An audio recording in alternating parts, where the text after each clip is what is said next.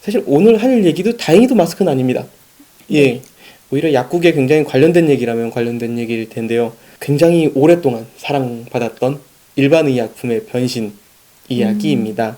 이제 최근에 올드드럭이라고 불리는 스테디셀러들이 일반의약품들이 이게 새로운 제품들을 내놓는 경우들이 많지 않습니까? 네, 많이 나왔죠. 예, 올해만 해도 개보린이 최초로 40년 만에 새 제품을 냈거든요. 패밀리 제품을 내고 연질 캡슐을 출시를 했고요.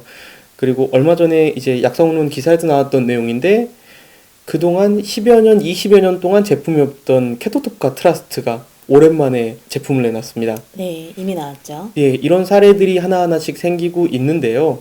제품들은 많이 나오는데 정작 아직까지는 형만한 아우가 없다라는 것처럼 아직까지 후속 제품들이 뛰어난 어떤 퍼포먼스를 보여주는 제품들은 사실 없잖아요. 특히 이제 진통제 분야라든가 이런 경우들은 오리지널 제품의 아성을 능가하는 패밀리 제품이 잘 나오지 않지요. 네, 최근에 이제 그 해열 진통제 성분으로 성상을 달리한 제품이 야심차게 출시가 됐었어요. 근데 예상외로 굉장히 약국에서 천덕꾸러기처럼 이렇게 재고가 좀 쌓여서 문제가 있었습니다. 그래서 약사님들도 저거 주문은 많이 했는데 저걸 어쩌나 고민을 했었는데 최근 코로나19 사태로 인해서 그 오리지널 제품이 막 이제 이슈가 되면서 품절이 되는 사태가 벌어지고 그렇게 되면서 약사님들이 그런 이제 재고를 조금 판매하게 되는 그런 하나의 이제 살짝 이벤트가 생기기도 했었어요. 예, 촌극이라면 네, 촌극이군요. 그렇죠. 근데 반대로 조금 이런 얘기들도 있습니다. 그러니까 단순히 매출의 문제가 아니고 많은 회사들이 최근에는 이제 올드드럭을 다시 재출시하면서 여러 가지 이미지를 좀 바꾸려고 하는데요. 네. 바꾸는데 정작 여기 나온 제품들이 기존에 있는 제품에서 크게 변하지 않은 성상, 크게 변하지 않은 제형, 혹은 다른 제품들과 차별성이 적다라는 비판을 받는 것이 사실이지요. 그렇죠. 그러니까 보통 하나의 이제 제품이 성공을 하면 그 제품이 상품명으로 나왔던 하나의 그 네이밍을 브랜드명으로 이제 올리고자 하는 생각들을 많이 하세요.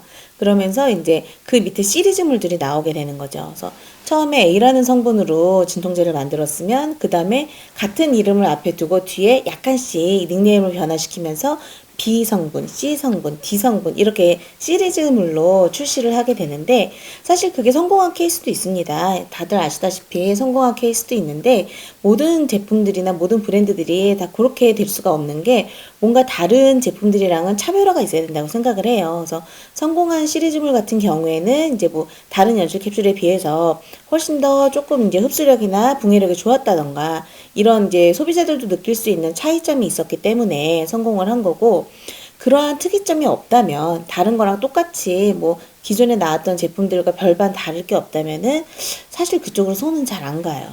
약사도 소비자도. 왜냐면 인간적으로 봤을 때 똑같은 제품이기 때문인 거잖아요. 그렇죠. 예, 그런 차원에서 자꾸 제약업계에서 내부에서도 사실은 그런 얘기들을 종종 듣곤 합니다. 우리가 이 제품을 출시했는데 이게 장점이 뭐예요? 라고 물어보면은 사실 그렇게 뭐 크게 차이는 없는 것 같고요. 라는 얘기들을 종종 듣곤 합니다. 일반약이라는 게 특히 이제 워낙 규제가 심하고 특히 이제 표제기라고 하는 있지 않습니까? 표준 제조 기준에 맞춰서 만들어지다 보니까 비슷한 부분들이 있는데 그럼 약사님들께서 일반 약을 이제 취급하시면서 파실 때 내가 이 제품 같은 경우는 라인업 제품인데도 팔고 싶은 그런 제품들이 있기 마련이잖아요. 그렇죠. 그러니까 뭐 예를 들어서 아까 말씀드린 것처럼 시리즈로 나왔지만 다른 제품에 비해서 월등한 효과를 좀 보인다던가 임상적으로 그럴 때는 이제 저희들이 손 잘 가는 편이고 그리고 카피가 아니라 기존에 성공했던 제품에 약간의 변화를 일으켜서 다른 또 제2의 제품을 만든 예를 들어서 케토톱 지금 핫이 나왔는데 예. 그거는 케토프로펜이라는 성분을 베이스로 해가지고 다시 열감을 주는 성분을 추가를 했단 말이에요. 그런 점에 있어서 기존에 나왔던 파스들이랑은 살짝 구별되는 점이 있기도 해요. 그래서 그때는 이 오리지널의 브랜드 네이밍을 좀 잘 가지고 간 케이스예요. 광고도 물론 적절하게 많이 했고 해서 약사님들 입장에서는 사실 그렇게 뭐 저희들이 막 이렇게 열심히 팔고 싶어 하는 제품이 아닐 수도 있겠지만 어쨌든 소비자가 굉장히 많이 찾는 소비자 쪽에서 요구하기 때문에 약사님들도 제품을 구매해 놓게 되는 그런 제품 중에 하나예요. 이 얘기를 이제 약사님이 하시는 걸 참 정리해 보면은 이런 생각이 듭니다. 제가 원하는 약하고 사실 약사님이 원하는 약은 사실 다르지 않다고 생각합니다. 그렇죠. 예. 약국은 좋은 약을 환자가 적정하게 쓸 수 있도록 해주는 거고, 환자는 그 약을 받아서 내가 적정하게 치료받는 게 정말 좋은 제품이라 생각하거든요. 하지만 기존의 제품을 단순히 답습하는 형태는 사실 옳지 않다고 생각합니다. 왜냐면 사람의 경험이란 건 쌓이잖아요. 예를 들면은 뭐 이런 거죠. 100만 원짜리 차를 탔던 사람은 10만 원짜리 차로 내려가지 못합니다. 그런 경우들이 있다고 하잖아요. 우리 가심비라고 하는 경우들 네. 있잖아요. 그러니까 마음에 차는 제품을 샀을 때 만족을 느끼는 것처럼 일반 의약품도 분명히 그런 부분이 있을 겁니다. 차별이라는 건 사실 어떤 성분이 될 수도 있고 혹은 변화일 수도 있지만 소비자를 향한 배려에 가깝다고 생각합니다. 그쵸. 그런 점에 있어서 약국과 소비자가 원하는 약은 사실 배려가 잔뜩 들어간 약이라고 생각이 들거든요. 예, 저희가 원하는 건 사실 별건 아닙니다. 그냥 좋은 약을 만들어주세요인데요.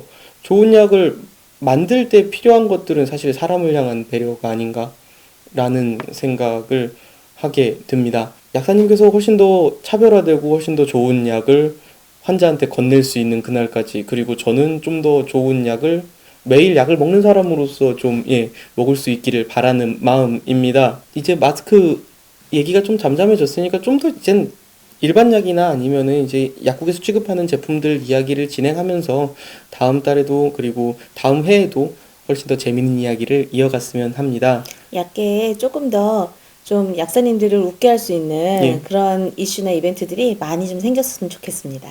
예, 이거 노잼 방송이라고 최근에 이제 예, 저한테 말씀해 주신 분들 계시는데요. 이게 알면 할수록 뭔가 빠져드는 그런 게 있습니다. 그럼요. 예, 저희가 이렇게 화면 뒤에 이렇게 사실은 이게 흰 화면이 아니고 사실 이렇게 최면 영상 같은 걸 이렇게 약하게 넣어놨거든요. 다음 달에도 훨씬 더 다양하고 그리고 약국과 그리고 훨씬 더 업계에 가까운 이야기들을 가지고 찾아뵙겠습니다. 시청해주신 여러분들 감사드립니다. 감사합니다.